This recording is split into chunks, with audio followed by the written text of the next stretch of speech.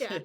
Yeah. Yep. So basically, though, is that because I have the experience with news writing and with creative writing, and I understand kind of the process that goes into it, a lot of our staff writers might not have the same experiences and might not have the same sort of understanding when it comes to writing, news writing, or creative writing, or even, expressing their curiosity. What do they want to know more about? And that's kind of where I can come in and be like, oh, I'd love to know more about this topic, or, um, you know, this could be worded a little differently, so it's a little clearer to your reader. Right. But being an editor and editing is so important because when you've written something, you might think it's absolutely perfect, but then it might not be clear to your reader.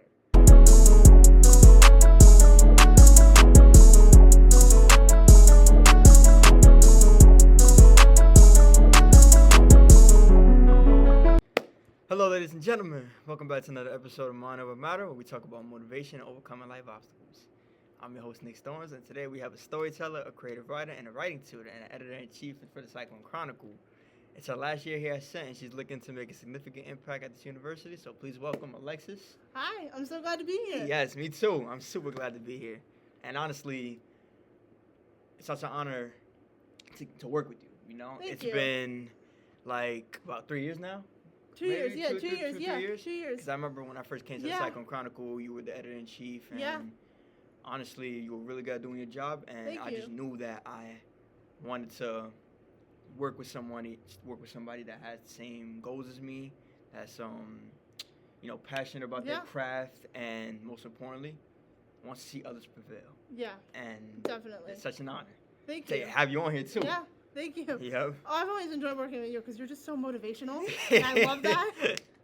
It means a lot, absolutely. So, let's get started, ready? All right. Yeah. So, for the people who don't know you, Alexis, who are you behind the title, the editor-in-chief? So, in a lot of ways, I am mostly a strong student and a writer. Right. That's a big part of who I am. It's been a big part of who I am for a while now. But I'm also very family-oriented.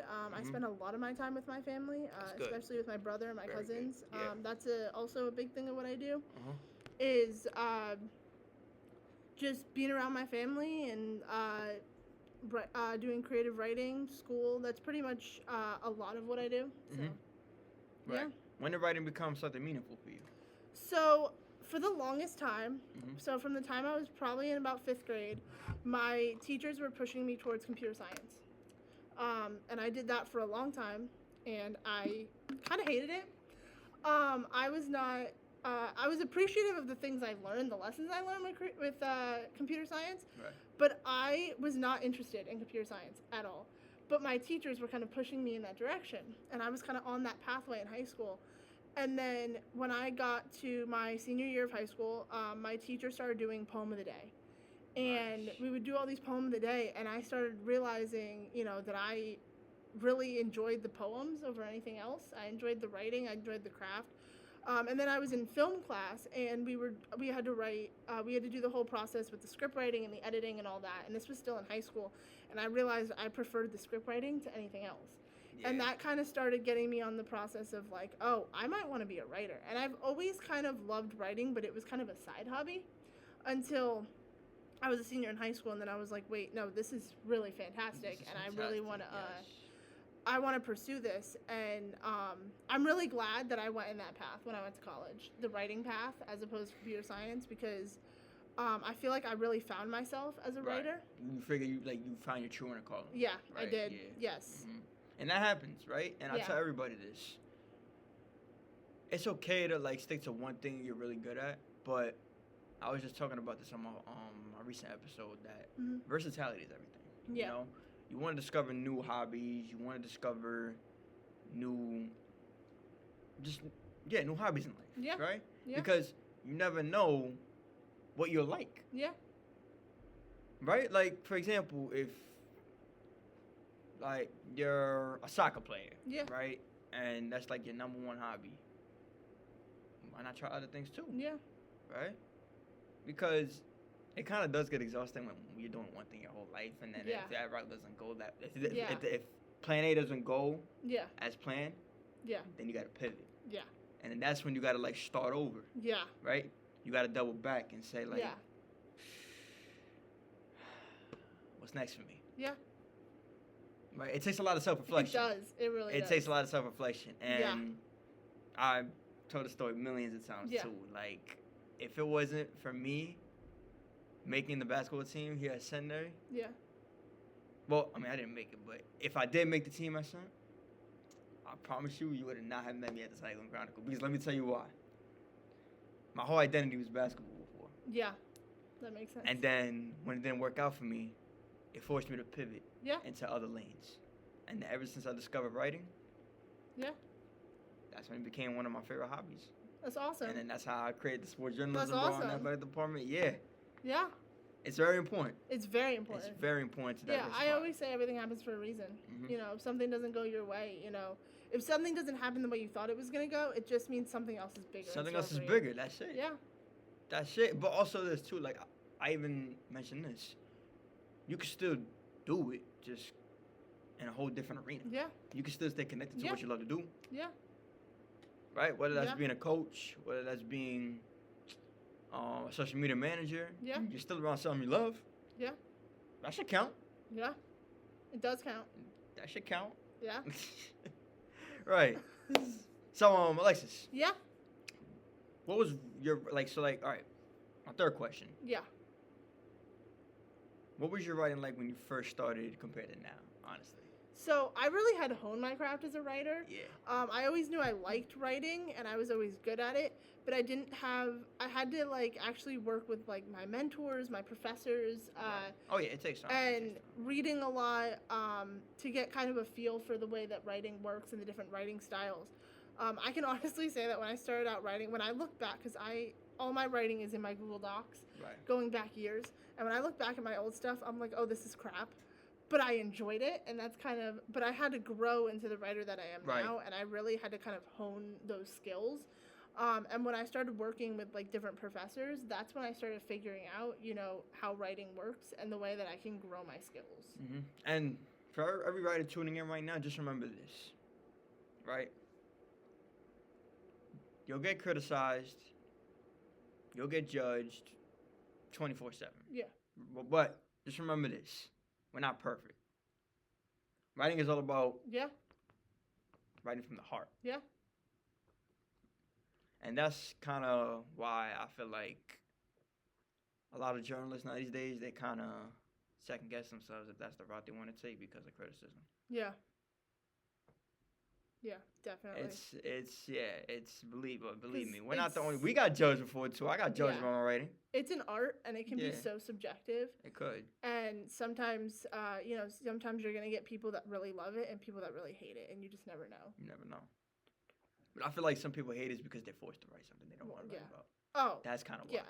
But if you're writing something you're passionate about, that's when writing becomes one of like your side hobbies. Yeah.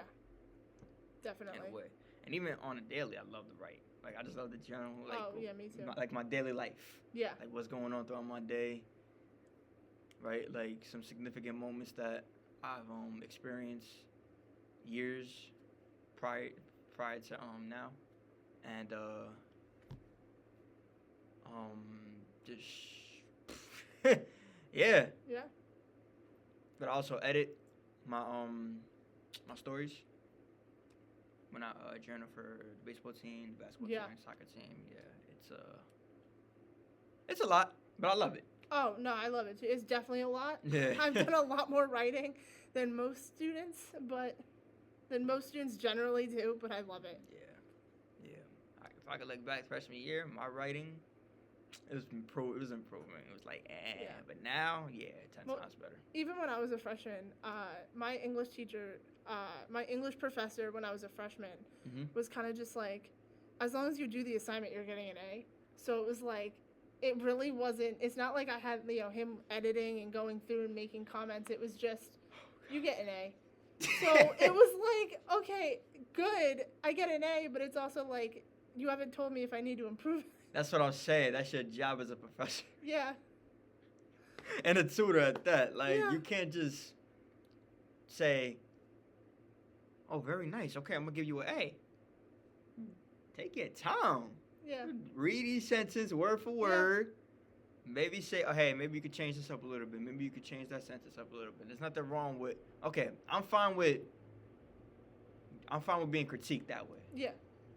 That I'm fine with. Yeah. Because obviously we all want to enhance our writing skills, right? Because again, it's an art. It is an art. And you mentioned subjective, right?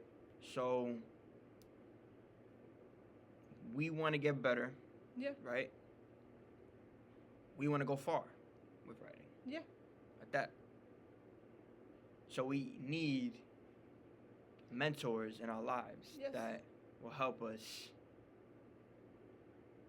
master our art. Most importantly, this is very important. I want to see us win. Yeah. In life. Yes. Definitely. Absolutely. Yeah. So looking back now, right? Yeah. How did you grow into a leadership role like that, editor-in-chief? So it kind of happened by accident.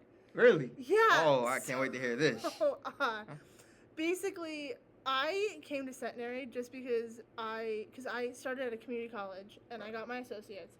And I came to Centenary because it's 3 blocks from my house, and I wanted to be able to get involved on campus, and I couldn't do that, But I had no clue what to expect at all, whatsoever. And I get here, and my advisor put me in some English courses, and then Dr. Mastrangelo reached out to me and was like, "Oh, we have to put you in some writing courses because you're a writing major." Okay, perfect.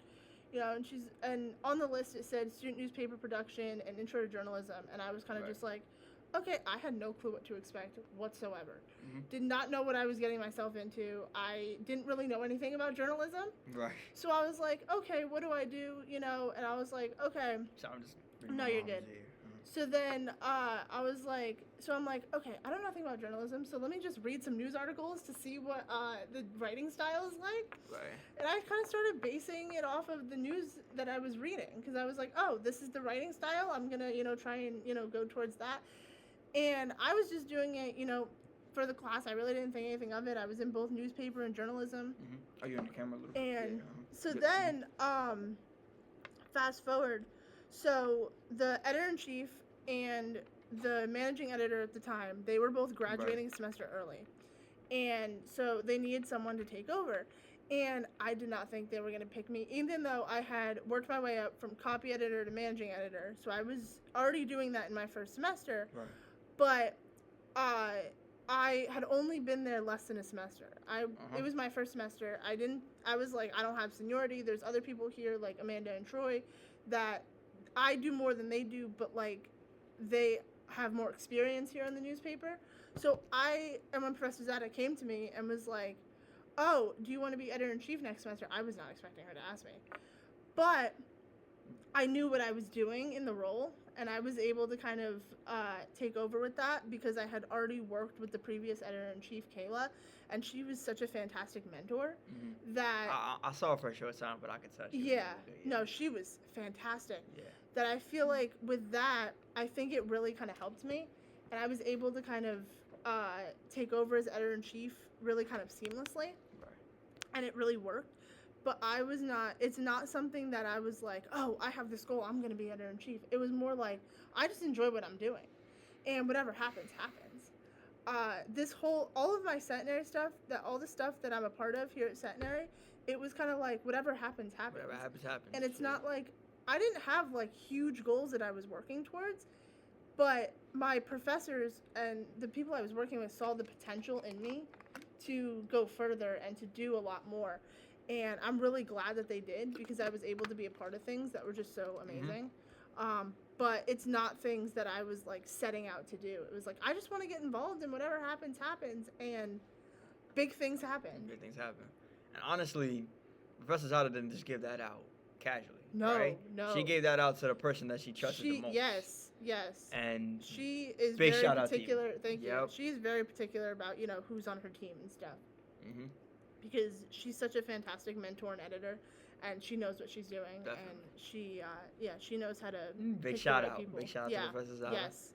And like I said, roles don't get handed out for free. Yeah. No. Right. They don't. One, you got to be trustworthy. Yeah. Right. You got to be eligible, and most importantly, you have to love it. Yeah. I would say love it. Yeah. Right. I understand sometimes in life, you may not love to do what you love to do, Like, you'll be in a position where you're not doing something you love. Yeah. But because you know what it is, they do it for the money, and that's completely reasonable. Yeah. But me personally, I still prefer doing something I love. Yes. Because I do it because I love it. Yeah. Because if you're doing something you don't love, then it's like you're iffy about it. Yeah. Right? Yeah. Because you don't know if you're gonna be good at whatever you're doing. Yeah. Right? You don't know if you're the right person for that job. Maybe the other person that's better at whatever that position is better. Yeah. Right? Yeah. You'll find something where you can shine. Yeah. Right? Damn, I just rhymed. Yeah. Yeah. Where and that's important to me. Doing something you love to do. Yeah. That's very important to me. You know. But I respect hustlers. I respect people who want to who want to pursue the job that's the hardest just for the money. Yeah. I respect people like that. I do. But that's just not us. No, definitely not. That's not us. So, your opinion, Alexis. Yeah. What is good writing to you mean? So, good writing, I think, is just something that really resonates with people. That's something that can really touch someone and inspire someone. Right. The best writing Absolutely. I've seen is ones that inspire me. Mm-hmm. And ones that, are really just enjoyable reading that I don't want to put it down.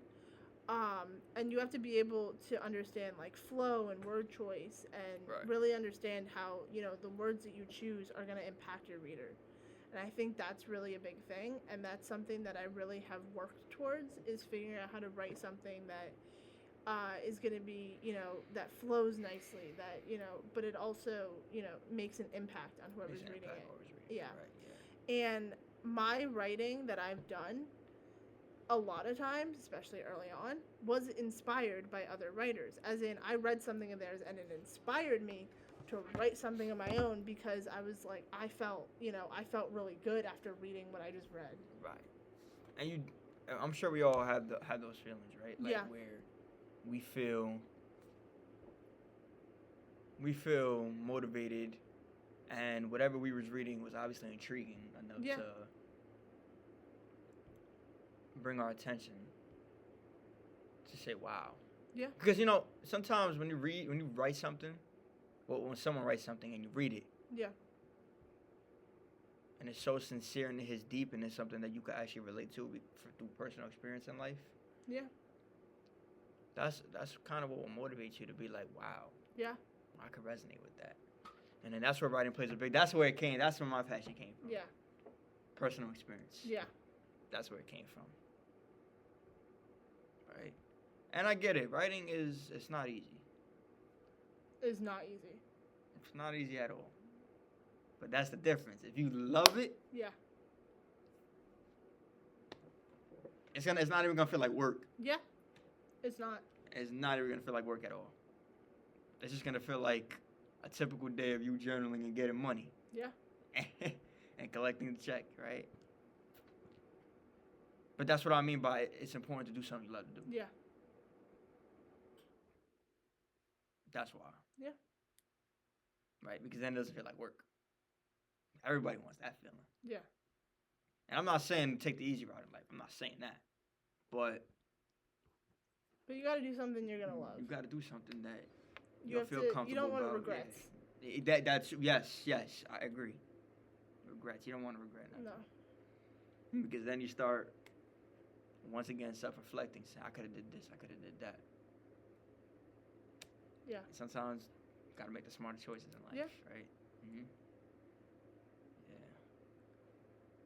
So, honestly, since you're editor-in-chief, how has editing other people's work improved your own writing, in your opinion? So, being an editor, it's something I do here in the writing collab. I do it in the right. And a tutor. And in the newspaper. Yeah. She has an appointment in like 30 minutes. Yeah. Yep. So basically, though, is that because I have the experience with news writing and with creative writing, and I understand kind of the process that goes into it, a lot of our staff writers might not have the same experiences and might not have the same sort of understanding when it comes to writing, news writing or creative writing, or even, expressing their curiosity. What do they want to know more about, And that's kind of where I can come in and be like, oh, I'd love to know more about this topic. Or, you know, this could be worded a little differently, so it's a little clearer to your reader. Right. But being an editor and editing is so important because when you've written something, you might think it's absolutely perfect, but then it might not be clear to your reader. It might not be. Or it might not be enough for your reader. Mm-hmm. Your reader, or it might be too much. It might be overwhelming or it might be confusing, and you need to have somebody else look over your work. So I think that's, being an editor, I think that's, a big part of my job is just making sure that what people are writing is easy to follow, easy to read. But I also think that when I do those things, when I ask them those questions, when I make comments, that I'm trying to help them become better writers. I mean, that's the ultimate goal, is like helping them become better writers and have them think differently about their writing. Because then you can think differently. There's so many writers out there that second guess themselves and think like, damn, I'm not good enough for this, I'm not good enough for that. But then, what's scary about that too? What tends to happen is that they over-edit. Yes. For all writers viewing this, never over-edit your work. No. Edit it a little bit, edit it so it sounds clear to you, and then have someone else read it. That's it. Just make it flow. Yeah. Just make it flow. Yeah. Right? But never over-edit it with other words, because then, like, it's not going to come out like you think it is. And you want to keep it in your own voice. You don't want to, you don't want to have it seem like, just jumbled and, out of control. You want to make sure it still sounds like you. Sounds like you. That's it. Yeah. So, mind over matter question. Yeah. What's the obstacle you have to mentally persevere through in writing? Well, maybe in writing, but in life. Because I think you mentioned. I did mention in life. So there are things that happen in my life that writing has somewhat helped with. Because when it comes to writing, it was just something that was like I just had to improve through my craft. Right. But the big thing that happened in my life that really has changed my writing is when I was 18, when I was still in high school, I lost my mom. And rest in peace to her. Yeah. And and I was very lost and confused and, numb for a long time, and I didn't know how to get out of that. But one of the things I started doing, people were telling me, like, I should, just journal and just write. But I'm not someone who can just sit down and journal because I never know if what my day-to-day is interesting enough to write down. But I started writing fiction.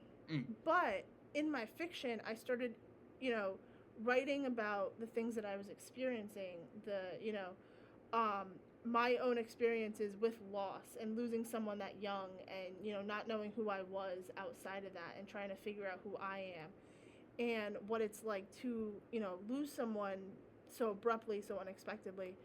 I started influencing that into my fiction writing, and I'm currently in the process of writing a novel, and the main character, a lot of his backstory, a lot of, his personal beliefs and thoughts and the way that he thinks has a lot to do with his own loss. So, and I think that's the way that I've kind of helped myself go through the things that I've gone through, is by writing about it. Because it is a topic that a lot of people don't understand, or not everyone has experienced, not a lot of people have experienced something like that. So I think in a way, like, my writing can also be helpful to other people, but it also has helped me tremendously, really understand my grief and everything. Yeah, because honestly, writing is all about, in a way, not all about, but it could play a role in sympathy. Yeah. It could play a role in that. And honestly, what writing means to me, now that I think about it, maybe not to all writers, but to me, it's all about finding your voice. It is. And I think everybody goes through that in chapter 1. Yeah. Finding my voice was a really big thing, because when I started writing, my writing voice was kind of based on other writers I was reading, Danielle Steele, Salinger. But I had to figure out my own voice. I couldn't just, like, Danielle Steele was a big one, because her work is very kind of structured and kind of formulaic a little bit, the way it's written. It's all of her works are written in the same exact writing style, and I started to copy that because I didn't know what else to do. And then I started having to figure out my own voice. But I was like, it was kind of fun, trying to replicate her writing style. It is fun doing that, actually. Yeah, absolutely. But yeah, everybody goes through that chapter of finding their voice. And it's a really good chapter, if you ask me. It's a beneficial one. And it just reminds us that we're all not perfect. Yeah. No, there's no such thing as perfection. No such thing. No, there is not. I feel like some people try to pursue that. They try to be perfect. Like, yeah. Well, I always felt like I could always improve on myself. Like there's always more to improve. I always knew that even though I know a lot, I don't know everything, and I shouldn't assume that I know everything. Right. And that I should always know how to find the right people in my life to ask advice to. And, know who the right people to trust are that I can, look to ask questions and, really kind of figure out, my next steps if I don't know what I'm supposed to do next. I agree. Right. So leading up to writing, right? Yeah. Do you see writing as more of a skill or a form of self-expression? I think it's a little bit of both. I agree. So I definitely think writing is a skill. I think being able to be a good writer is a fantastic skill that can bring you really far because it can be useful in any field. But I also think that I've also used writing as self-expression as well. That when you're writing your own work, you really, outside of academic, you really can figure out how you want to express yourself through your writing. I mean, your writing should be your own. It should be, right. It's your art. It's your art. You shouldn't be writing something that you don't believe. You should be writing, the things that you believe and the things that you know to be true in your own heart. And you should be writing, to really... What comes from heart. Yeah, it comes from the heart. Mm-hmm. Everything that comes from the heart. You need to express that through your writing. And you can't just write something that you really don't care about or don't believe because... I think the table was shaking every single time. Oh. It's okay. I didn't realize that. Uh-huh. Yeah. Yeah. Mm-hmm. So, you really have to... Writing is definitely a little bit of both. I agree. And again, tying back to what we said, finding your voice. Yeah. That's self-expression right there. That's self-expression. Yeah. In one sentence, that's self-expression. Yeah. One sentence. Right. Yeah. So, I gotta ask this. Yeah. Because obviously you've been doing this for quite some time. Yeah. And honestly, just gotta give you credit again. You're doing really good. Thank you. And I really do see you going far with this in the future. Yeah. So, I think it's kind of obvious. My next question is, where do you see writing taking you in the future? Yeah. So, right now, short term, I'll be going to grad school. Mm-hmm. So I'll be getting my master's in English with a concentration in writing, and I'll be working as a TA. As a TA, I'll get the professor experience. My ultimate goal is to be a writing professor. That's pretty much my ultimate goal. I also want to be an author. But that's kind of in my own time, not something that's going to immediately pay the bills. Like, that's not something, you can't just say, oh, I'm just going to be an author because, you want to, you want to find other ways. You need something that's going to pay the bills. Right. You need something that's going to pay the bills. And I'm really passionate about, teaching the next generation of writers and inspiring each other and helping them inspire each other. And we can all inspire each other to, keep writing. And that's kind of what I want to do. So I'll be getting my master's degree, and then I want to work as a professor, even at the community college level, even at, it doesn't really matter where, as long as I'm working with college students. And then ultimately, I've also considered PhD in rhetoric and writing. So that would be, but that'd probably be like, further out into the future, right. Things I'd have to consider for that. But yeah, no, so my ultimate goals are writing professor and author. That's really good. Yes, and I know you'll do great in that. I know Thank you. I know it. I just know it. So, honestly, this is the interesting question I never thought I'd ask. Yeah. If your life was a book, what would the title be right now? That is a good question. Yeah. My life was a book. What would the title be?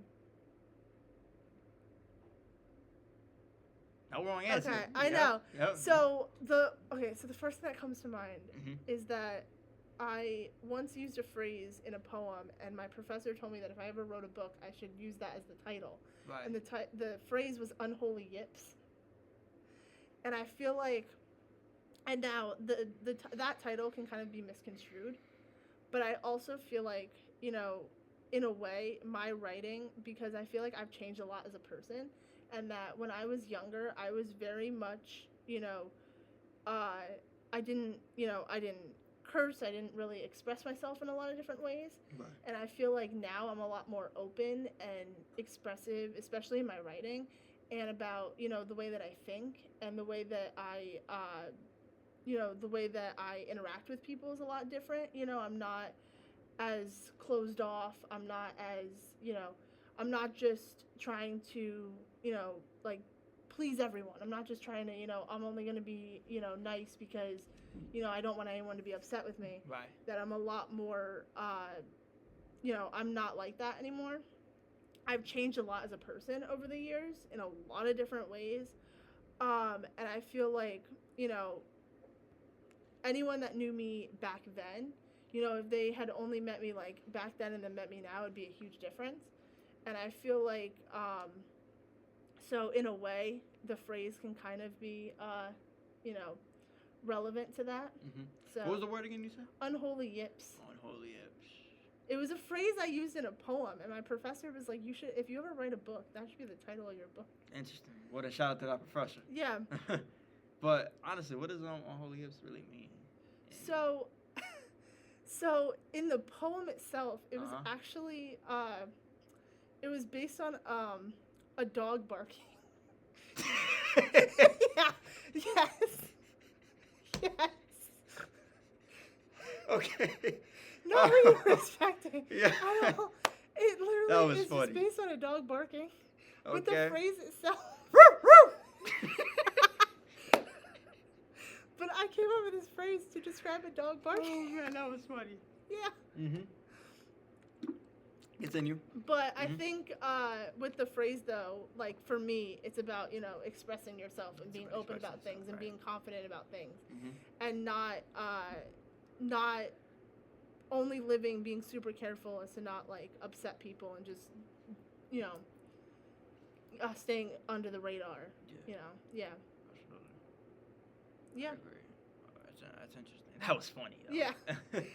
Because honestly, like, I really thought he was going to do... I thought he was going to pick something that matches,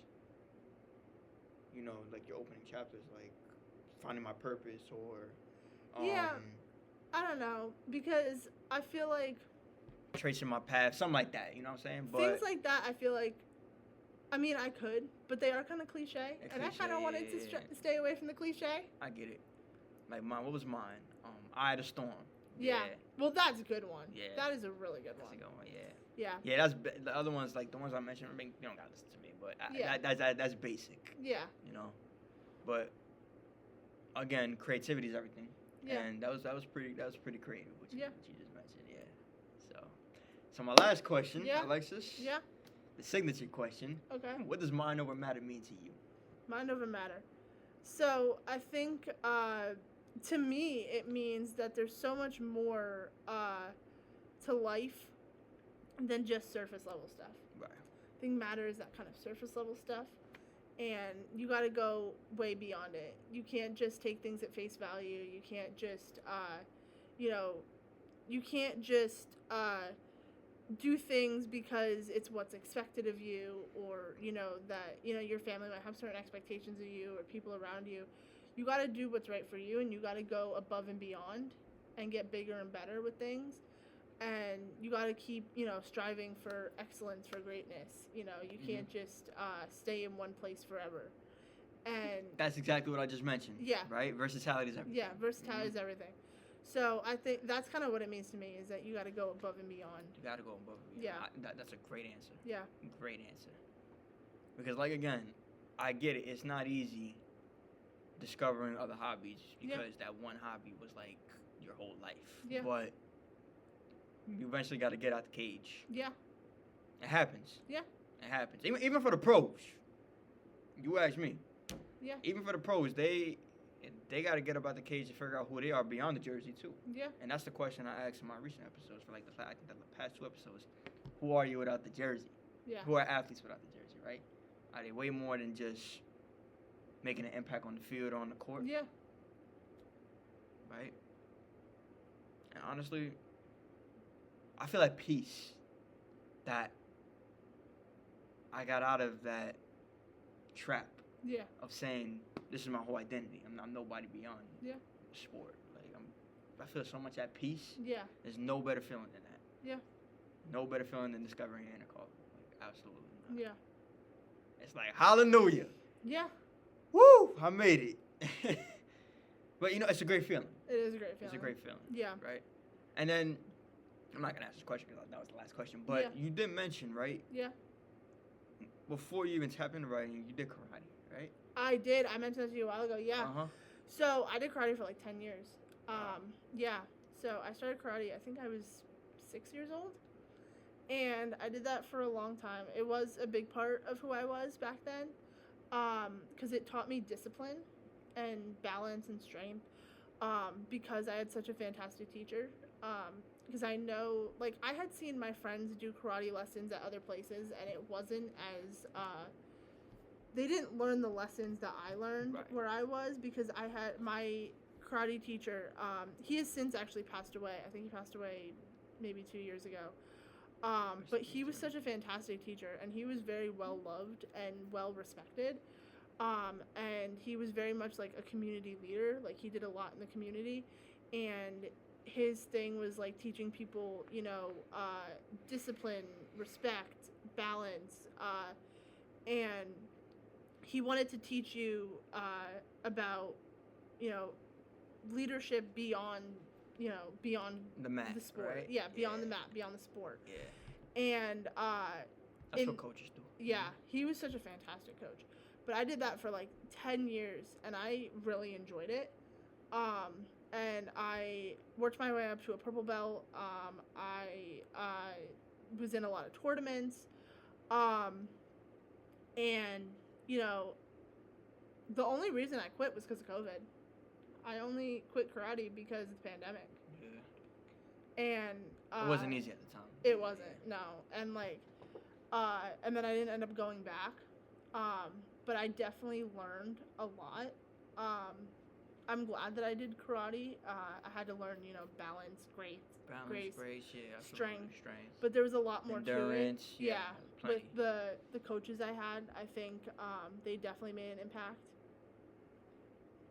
So absolutely. I really enjoyed being a part of that. Yeah, karate was a big thing. There was one year that I did field hockey. Actually, it's kind of interesting. The one year I did field hockey, I was able to play every position. And they were like, we don't usually do that, but they let me play every single position. That's and then, yeah, I only did that for 1 year though. And then, but karate was kind of the biggest thing. Yeah. It tells you discipline, endurance, everything possible. Yes. And that's good. Because thinking about it, right? You use that same mentality from sports and apply it to real life. Yes, definitely. And that's the one thing it can teach you. Yeah. Yeah. My coach in karate, sensei, that's what they call it, sensei. Yeah. There were days where he would be like, all right, everyone, he would have us just sit down, and he would stand up and he would have speeches on things, different topics, outside of just, the material, because he wanted to, train us and teach us. And, I think that was such a great thing that he did. That was, absolutely. Well, Alexis, thank you for taking the time out of your day to come here. This is amazing. Yeah. This was amazing. I'm so glad I got to do this. Yes. And I wish you the best of luck on your journey and wish you success and fulfillment. Thank you. Right? Thank you. I know graduation is approaching. Yes, it is very fast. And oh, my God. Yeah.